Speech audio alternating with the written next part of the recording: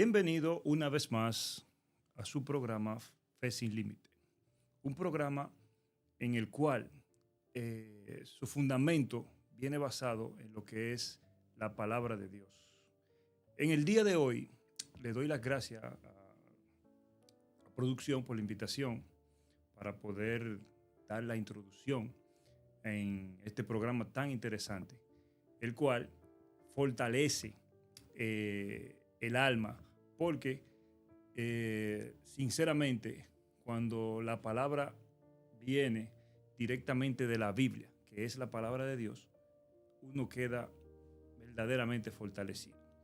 El día de hoy vamos a estar tratando lo que es las 7 palabras que dijo Jesús antes de entregar su vida, porque todos tenemos claros que a Jesús no le quitaron la vida. Jesús entregó su vida por cada uno de nosotros. Y así vamos a dar inicio a su programa. Dios les bendiga. Bueno, a mí me toca la primera palabra. Y la primera palabra se encuentra en Lucas 23:34, que dice: Y Jesús decía, Padre, perdónalo porque no saben lo que hacen. Y repartieron entre sí sus vestidos, echaron suerte. Lo impresionante es que Jesús no comenzó quejándose, sino comenzó pidiendo perdón. Mientras lo crucificaron, lo golpearon, abusaron de él, lo maltrataron, lo hirieron, y aún así Jesús no pidió por justicia, sino pidió por misericordia. Él dijo, Padre, perdónalo. No solo está hablando de los soldados que estaban entre la multitud en ese momento, sino nosotros también debemos incluirnos en esa palabra que dijo Jesús. Esto nos enseña algo fuerte y algo poderoso. Que el corazón de Dios es perdonador, aun cuando no lo merecemos. Nosotros los cristianos tenemos que coger de ejemplo este mensaje que Jesús está dando aquí en la cruz. Como cristianos nosotros debemos practicar el perdón en todo momento. Amén. Jesús dijo, no saben lo que hacen, porque muchas veces el ser humano peca sin entender la gravedad de su pecado. Eso pasa mucho entre nosotros, que a veces nos metemos en una área que no sabemos lo que estamos haciendo, ni en qué no estamos haciendo. Si Jesús perdonó en su peor momento, la pregunta es, ¿cuánto más nosotros debemos aprender a perdonar? Amén. El perdón es una opción del cristiano. Es un mandamiento del cristiano. Amén. La cruz no solo revela el dolor de Cristo, sino revela el amor, el perdón de Dios y la misericordia que Dios tiene con nosotros. Amén. Eso fue una pequeña introducción a base de las 7 palabras que vamos a estar trayéndole. Así que no se olviden suscribirse, denle like y compartan el video y dejen los comentarios también. Recuerden que ustedes también son parte de este proyecto. Amén. Dios le bendiga. En esta dinámica sobre las 7 palabras, a mí me toca la palabra número 2, que se encuentra en el libro de Lucas, capítulo 23, verso 43. Y la palabra del Señor dice lo siguiente. Entonces Jesús le dijo, de cierto te digo que estarás hoy conmigo en el paraíso. Y cuando miramos esta palabra, vemos a un Jesús terminando su misión, un Jesús colgado en un madero, haciendo su última función como Dios, salvar. La última alma que Jesús salvó fue en medio de 2 malhechores. Básicamente el Señor lo que quería hablar o decirle al malhechor era el acceso que tenemos a la salvación. Este reconoce su pecado, reconoce su culpa, mientras que el otro se burla. Y ahí vemos 2 tipos de personas diferentes. El que con deseo acepta la salvación, abre su corazón al Señor, y el que de una manera u otra no quiere seguirlo, no desea seguirlo. Aún en medio de un momento de dolor donde no había tiempo para obras, no había tiempo para rituales, solamente le quedaba una sola cosa, su fe. y por medio de esa fe decidió abrir su corazón y reconocer al Señor. A lo que Jesús toma esto de manera inmediata y le dice, de cierto, estarás conmigo hoy en el paraíso.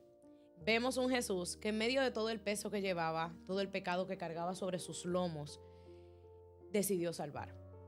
No enfocándose en su dolor, en sus flagelaciones, en lo que sentía, en lo irreconocible que se veía, por amor a personas que quizás nunca lo amarían.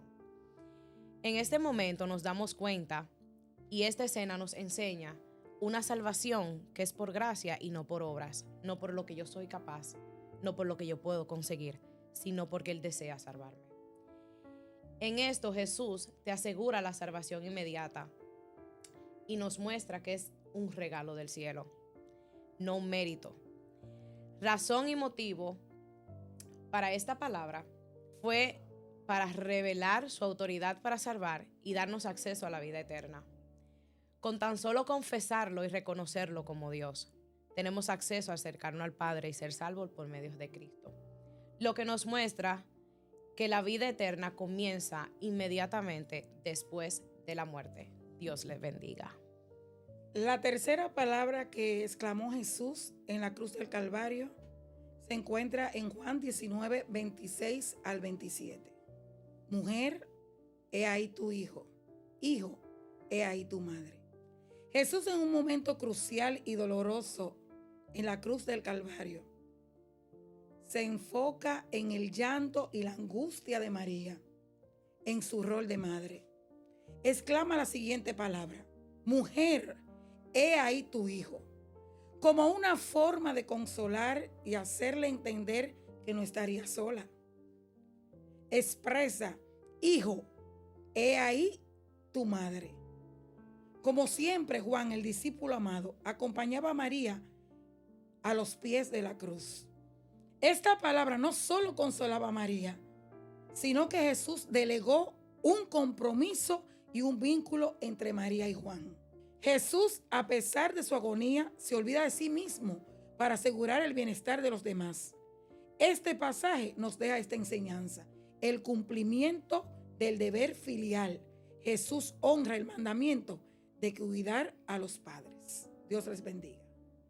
En las 7 palabras que expresó Jesús en la cruz encontramos palabras que son un poco más contundentes que otras. Dentro de estas palabras está la palabra número 4 que él mencionó en la cruz, que se encuentra en Mateo 27, versículo 46. Y dice: cerca de la hora novena, Jesús clamó a gran voz diciendo: Eli, Eli, lama sabactani. Esto es: Dios mío, ¿por qué me has desamparado? Para algunas personas esta palabra es contundente porque pueden pensar cómo Jesús, siendo el Hijo de Dios, se sintió desamparado de su Padre. Y es algo totalmente normal. ¿Por qué digo que es normal? Porque primero Jesús estaba llevando a total cabalidad y cumpliendo lo que se había expresado en el Salmo 22 hace más de 1000 años, donde se decía que el Mesías iba a ser ofrecido como sacrificio. Y de la misma manera empieza el Salmo 22 diciendo: Dios mío, ¿por qué me has desamparado? En ese momento Jesús estaba cargando con el pecado del mundo. Hubo una separación espiritual momentánea entre él y Dios Padre. No fue solo simbólico. Jesús sintió angustia, soledad y dolor humano real. Aunque suena a abandono, Jesús no dejó de confiar en Dios. De hecho, estaba afirmando la Escritura. Jesús era 100% hombre y era 100% Dios. Pero en ese momento, Dios Padre permitió que hubiera una separación para que Jesús llevara todas nuestras cargas y el dolor del pecado sobre su cuerpo. Ese abandono, como dice la palabra, era un abandono, como dice el texto aquí, era un abandono momentáneo para que Jesús también supiera en ese momento que debía de depender de su Padre para que lo ayudara. Nosotros como humanos también nos hemos sentido que Jesús o que Dios nos ha abandonado, pero sí tenemos la conformidad y tenemos esa paz en saber que aún en el momento de su muerte Jesús sintió abandono, pero sabía en el final que su padre nunca lo abandonaría. Así también nosotros debemos sentirnos que aunque vayamos por caminos oscuros, que vayamos y sintamos que Dios no nos escucha, que Dios no nos responde, tenemos que saber que Dios nunca nos da la espalda. Dios siempre nos escucha. Él nunca nos abandona. Dios les bendiga. Dios les bendiga. En esta ocasión me toca la quinta palabra que Cristo dijo en la cruz. Amén. Y la cita se encuentra en el libro de Juan, capítulo 19, verso 28. Y dice de la siguiente manera: después de esto, sabiendo Jesús que ya todo estaba consumado, dijo, para que la escritura se cumpliese, tengo sed. Jesús en la cruz, en lo físico, indica una sed intensa debido a la tortura y la pérdida de sangre y la deshidratación severa. Algo que me llama la atención, y es que en el libro de Juan, capítulo 4, verso 14 en adelante, Cristo habla a una mujer y él le dice que eres la fuente de vida. ¿Y cómo es que la fuente de vida en esta palabra dice, tengo sed? Esto demuestra, cuando Cristo dice que tiene sed, esto demuestra su parte humana. Y era algo que también que él vino a hacer, y no pasa por alto, que cuando él dice que tengo sed, él vino a cumplir una profecía que dijo el salmista David en el capítulo 69, verso 21, donde dice, y en mi sed me dieron a beber vinagre. Hasta aquí esta parte, Dios le bendiga. En el libro de Juan encontramos la sexta palabra que dijera nuestro Señor Jesucristo en la cruz del Calvario. En el versículo 30 se lee de la manera siguiente: cuando Jesús hubo tomado el vinagre, dijo, consumado es, y habiendo inclinado la cabeza, entregó el Espíritu. La sexta palabra que Jesús pronunció en la cruz del Calvario, en el griego original se lee como tetelestai, y su raíz griega también se lee telos. Telos, entre otras cosas, indica o da la idea de algo que ha concluido, que ha terminado, que ha finalizado, algo que se ha apagado en su totalidad.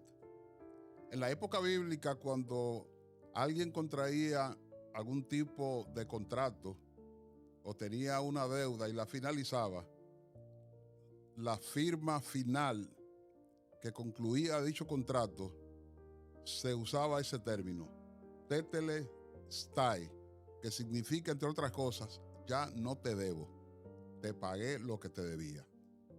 Jesús, cuando exclama, consumado es, le dice al Padre, a la obra para la cual fui enviado ha tenido su conclusión.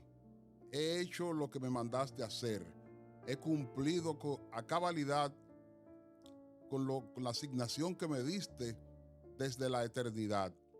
Es posible que muchas personas piensen que la muerte de Jesús es una muerte común. La muerte de Jesús no fue una muerte común. Jesús murió como muere cualquier ser humano porque lo mataron. Pero Jesús muere por una causa de carácter universal. Con la muerte de Jesús, lo que se hizo fue pagar la deuda que contrajo el hombre con Dios desde el momento mismo en que el primer hombre y la primera mujer, quebrantando la ley de Dios en el Edén, pecaron. Entonces, para que el hombre pudiera reivindicarse, para que el hombre pudiera volver a estar en paz con Dios, era necesario que apareciera un nuevo Adán. Y ese nuevo Adán fue precisamente nuestro Señor Jesucristo. Nosotros vimos a Jesús, conforme a lo que dice la Biblia, naciendo, desarrollándose humanamente como cualquier otro niño. Lo vimos desempeñar su ministerio, lo vimos colgado de una cruz, lo vimos sepultado, pero también tenemos la experiencia de su resurrección. De modo que Jesús no es un personaje cualquiera en la historia.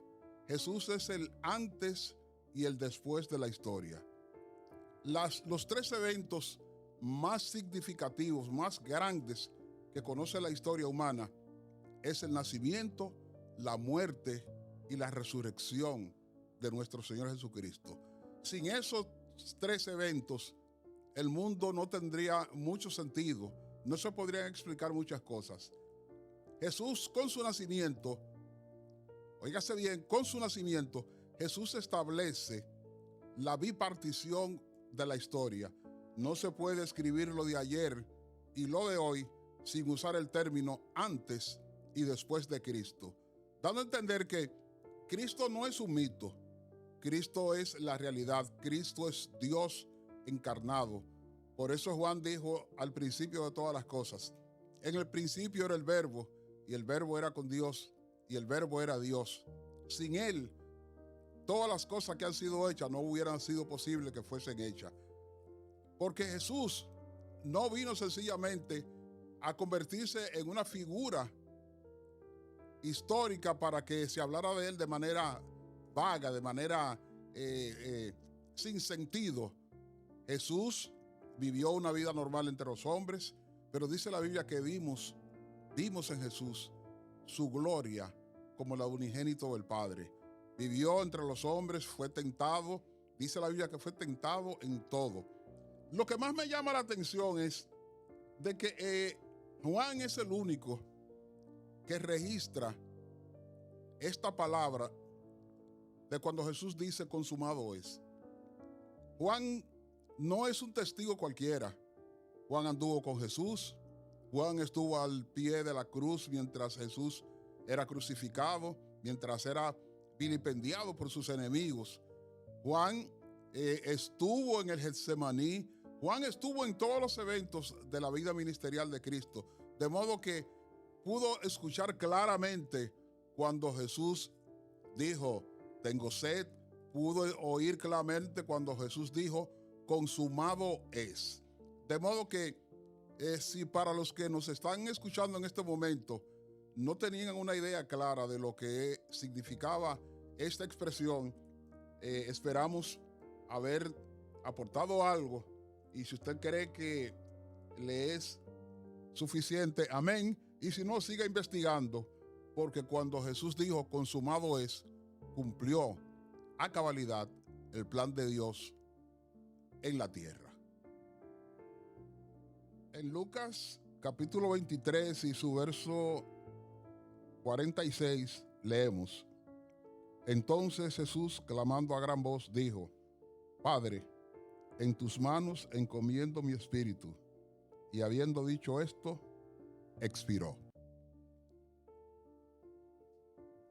Yo no sé si a los oyentes no les llama la atención el hecho de que el único que registra la séptima palabra es precisamente Lucas.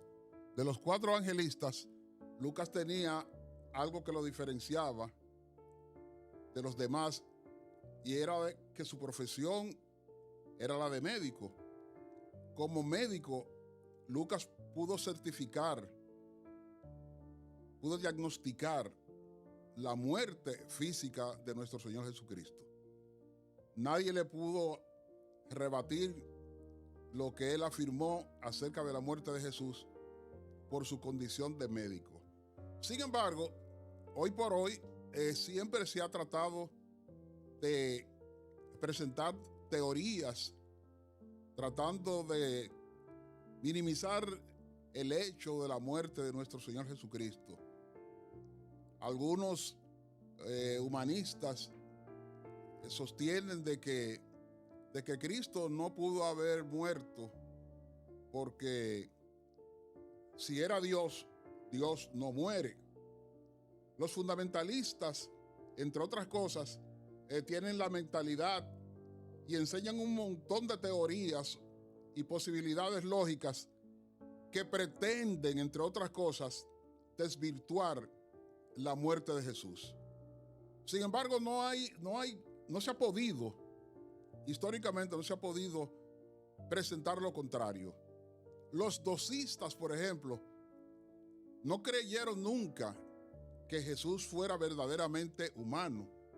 Ellos enseñaban de que Jesús era una apariencia, una imagen, y fueron tan bárbaros que se atrevieron a decir que lo que se crucificó en la cruz fue un espíritu y no una persona de carne y hueso. Eso es para mantener la postura de que si fue Dios, Dios no muere. Pues miren, quisiéramos decirle a la luz de la palabra de Dios, de que Jesús es Dios, fue Dios, es Dios y seguirá siendo Dios. La única diferencia que la gente no puede entender, mucha gente no puede entender, es de que el verbo, dice la Biblia, que el verbo se hizo carne y habitó entre los hombres. Gramaticalmente, cuando hablamos del verbo, estamos diciendo, la gramática enseña de que el verbo es lo que implica acción o movimiento en una oración. Si una oración no tiene un verbo, prácticamente no se está diciendo nada, se está leyendo una frase. De modo que si Cristo no existió, si Cristo no fue el que murió en la cruz, como enseñan los docistas, entonces la historia nos ha engañado. Porque ¿cómo se establece de que la era se divida en dos partes, en antes y después, si el personaje que se usa para dividir la era no existió? No hay manera. Mientras más el hombre se empeña en negar la existencia de Dios, más disparatoso se hace en la teoría, porque no hay manera de desmontar la realidad de Dios.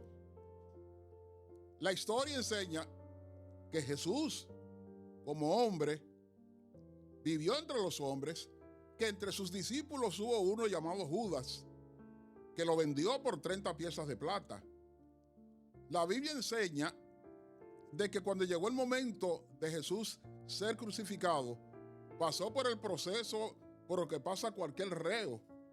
Fue arrestado en el Getsemaní, fue llevado al palacio donde estaba Poncio Pilato, se miraron cara a cara, fue cuestionado, los vieron los sacerdotes que eran los que proclamaban su desaparición física.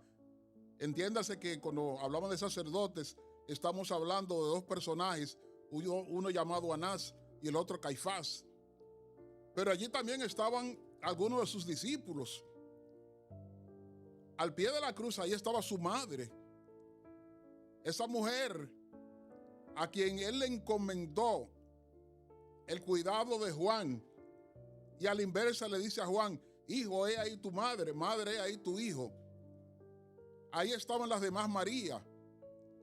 Ahí hubo un montón de gente, pero ahí estaba para mí, si hay un testigo que desmonta toda teoría con relación a la existencia física de Jesús, es el testimonio del soldado a la pie de la cruz.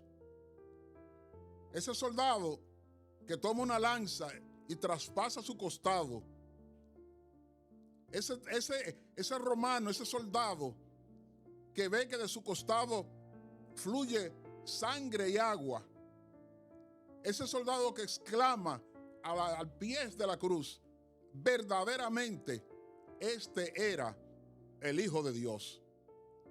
Este Jesús es el que en el momento de entregar su espíritu exclama: Padre, en tus manos encomiendo mi espíritu. Aquí el Señor hace mención de una escritura muy significativa para nosotros, que se encuentra en el Salmo 31. Allí el Señor lo que hace es cambiar algunas palabras. Él usa el término Padre, y el singular que aparece en el Salmo 31 de mano, Jesús lo lleva al plural y dice: en tus manos encomiendo mi espíritu. Es como si usted viera a Jesús entregándole de manera literal su vida, su espíritu a Jesús. Para usted recibir algo de alguien, y usted tiene que extender, salvo que usted tenga una mutilación de uno de sus miembros, lo más correcto es que usted extienda las dos manos para recibir lo que se le presenta. Por eso es que Jesús, de manera clara, cambia el contenido de lo que dice el Salmo, no alterándolo, sino llevándolo al significado real, porque se hablaba de él, pero como él es el cumplimiento de lo que se hablaba, ahora él dice: Padre, en tus manos encomiendo mi espíritu. Dios les bendiga. Yo espero que todos los que han estado escuchando estos fragmentos de las 7 palabras que dijera el Señor en la cruz del Calvario, mediten en ellas. Desde la primera palabra de Padre, perdónalos, el Señor orando por la humanidad, expresando su empatía hacia el ser humano.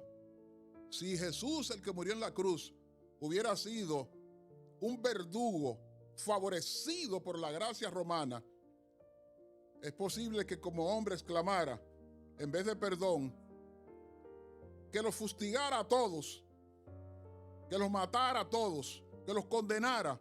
Pero como el que estaba muriendo en la cruz era el Hijo de Dios, exclamó en oración: Padre, perdónalos, porque no saben lo que hacen. En su condición de hijo e hijo responsable, sabiendo que ya no iba a estar físicamente con su madre, le encomienda a uno de sus discípulos, al que conocemos más tarde como el discípulo amado, y le dice: te encomiendo el cuidado de esta mujer, pero a ella le dice: te encomiendo también el cuidado de este joven. Pero también le dice a un malhechor que había perdido toda la esperanza, que creía que ya era su última esperanza, repito, sobre la tierra. Él consideraba que ya sus días habían llegado.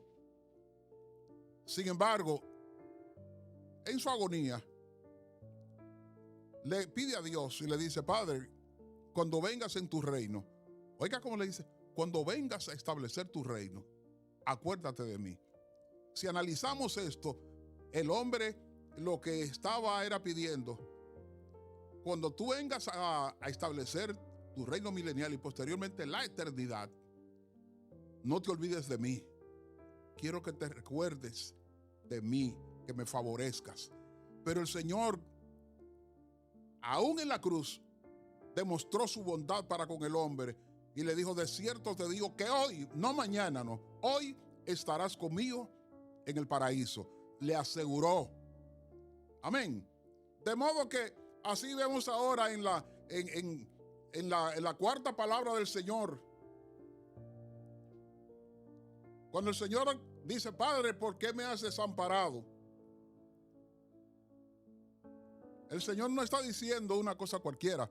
Por eso se ha establecido que sobre las 7 palabras que expresó el Señor en la cruz del Calvario, no se ha podido hacer un exégesis que diga: con esto lo decimos todo. Esas 7 palabras son 7 discursos fragmentados en lo que Dios lo dice todo a través de la boca de nuestro Señor Jesucristo. Padre, ¿por qué me has desamparado? Cristo te clama de esa manera porque Cristo cargó, sintió sobre sí la culpa de toda la humanidad, desde los antidiluvianos, todo el que murió antes de Cristo, todo el que existió antes de Cristo y murió sin él, sin conocerlo, su culpabilidad recayó sobre él. Esa carga tan enorme de pecado hizo que Jesús exclamara: Padre, ¿por qué me has desamparado? Pero ya cuando llegamos a la quinta palabra, ese suplicio, porque las expresiones de Jesús hay que verlas como las expresiones de un hombre, de un moribundo. Ya Jesús en su condición, próximo a expirar. Ya ustedes oyeron la ponencia del hermano que trajo la quinta palabra, donde Jesús exclama: sed tengo. La sed es producto de los latigazos, las bofetadas, los empujones, todos los golpes que recibió antes y después de estar en la cruz. Todo eso produce sed, porque cuando usted suda en demasía, usted tiene tendencia a deshidratarse. Y si no hay agua, mucho más. Por eso es que exclama: sed tengo. Le dio sed como hombre. Le dio sed como hombre. Pero él fue el que también enseñó que él mitigaba y bogaba por la sed de justicia. Dios le bendiga y muchísimas gracias. Wow. Como pudieron ver, los expositores tuvieron una participación sin desperdicio. Muchas gracias a cada uno de los expositores. Excelente trabajo. Yo me imagino que cada televidente tomó nota, y si tienen alguna duda, por favor, ahí en los comentarios ustedes pueden poner sus inquietudes. Hemos llegado al final de nuestro programa Fe Sin Límite. No olvides suscribirse, darle like y activar la campanita. Sus comentarios los vamos a estar leyendo. Muchísimas gracias. Gracias a los expositores nuevamente, y que Dios les bendiga.